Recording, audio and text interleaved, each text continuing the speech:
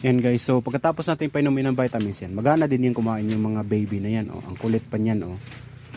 Ito si El Choco. Makulit. Oh. Tingnan mo, pumapasok sa bukag. Di ba ganyan kakulit yan?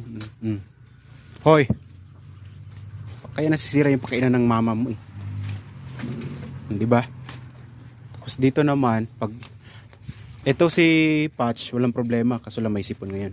Gamutin natin ng oregano mamaya. Tapos itong si Pooch, tampururot yan. Pag pinasok yan, lumabas, ipapasok mo. Ganyan na yan. Para akala mo may sakit. Hindi na namamansin. Ganyan na. Oh. Akala mo may sakit. Kasi tampo-tampo yan eh. Minsan nga higa yan eh. Tapos iyak-iyak. Ganyan yan. Tapos dito naman si Fighter, kasi ito yung survivor na pati nanay niya survivor, pati si Fighter din kasi 1 week pa lang kumakain na yan ng damo.